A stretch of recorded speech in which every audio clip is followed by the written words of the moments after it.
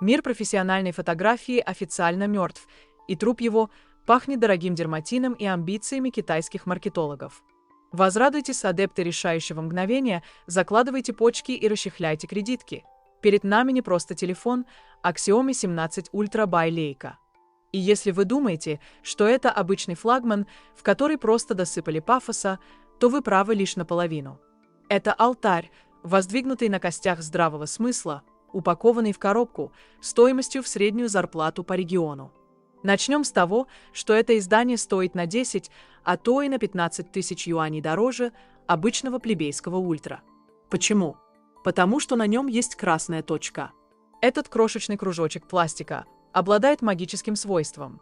Он превращает ваши серые будни в кинематографичный опыт, а ваши селфи в туалете в экспонаты галереи Tate Modern. Распаковка этого устройства напоминает вскрытие ковчега Завета, только вместо скрижалей внутри кожаная тряпочка для протирки. Да-да, Xiaomi наконец-то поняли, что настоящий фотограф не может протирать линзу краем своей потной футболки. Ему нужен лоскут кожи девственной коровы, чтобы бережно смахивать пылинки с объектива, который он все равно никогда не использует на полную мощность. В комплекте вы найдете плетеный кабель, потому что обычная резина – это для владельцев бюджетных Redmi 100-ваттную зарядку, которая заряжает ваш эгоцентризм быстрее, чем аккумулятор и, о боги, металлический колпачок для линзы. Это гениально!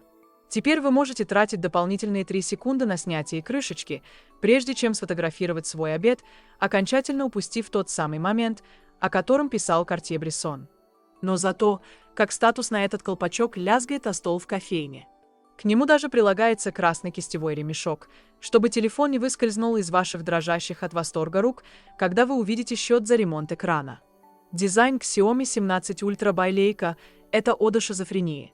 Нижняя половина обтянута эко-кожей, читай, качественным пластиком, который когда-то мечтал стать коровой, а верхняя мимикрирует под верхнюю панель камер Leica серии M.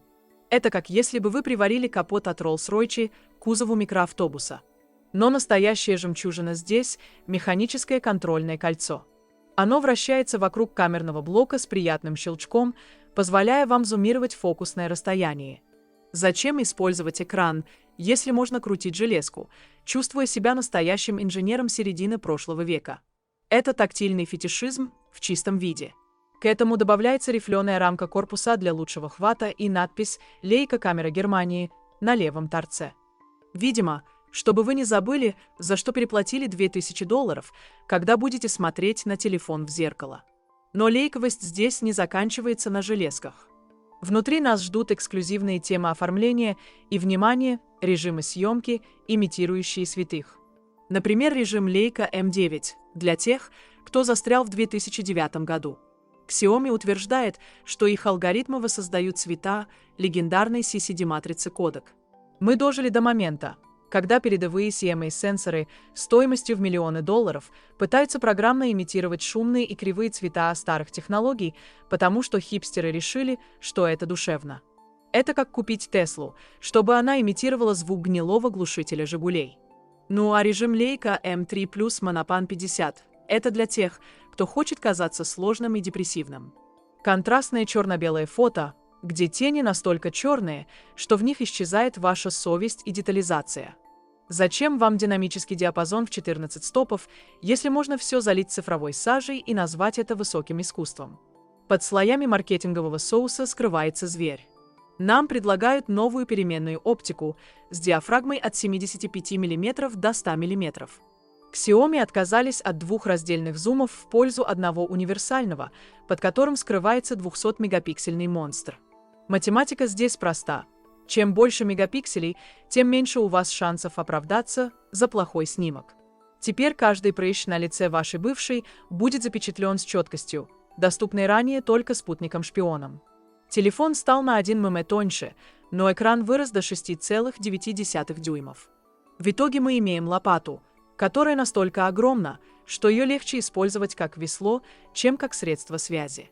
Но Xiaomi уверяет, вы не заметите разницы. Конечно, не заметим. Мы же ослеплены сиянием красной точки. В чем же трагедия Xiaomi 17 Ultra by Leica? В том, что это идеальный продукт для эпохи, где казаться важнее, чем быть. Мы покупаем инструмент, способный снимать обложки для Vogue, чтобы постить в Instagram пережатые алгоритмами Stories. Мы платим за немецкую инженерию в китайском смартфоне, зная, что через год он превратится в тыкву, когда выйдет 18-я модель с еще более красной точкой. Это торжество симулякров. Мы крутим механическое кольцо, которое посылает цифровой сигнал процессору, чтобы тот программно обрезал изображение с матрицы, имитируя линзу, которую мы не можем себе позволить, на камере, которой мы не умеем пользоваться. Этот телефон не инструмент фотографа. Это дорогое успокоительное для тех, кто боится признаться себе в собственной посредственности.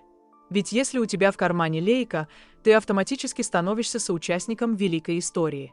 Даже если все, что ты снял за сегодня, это скриншот переписки в Telegram. Мы обязательно протестируем этот девайс, чтобы понять, так ли хорош этот зум, как нам обещают. Но, честно говоря, какая разница?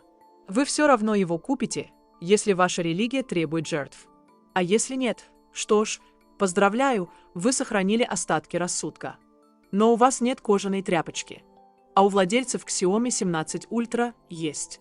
И в этом их маленькая, дорогая победа над реальностью.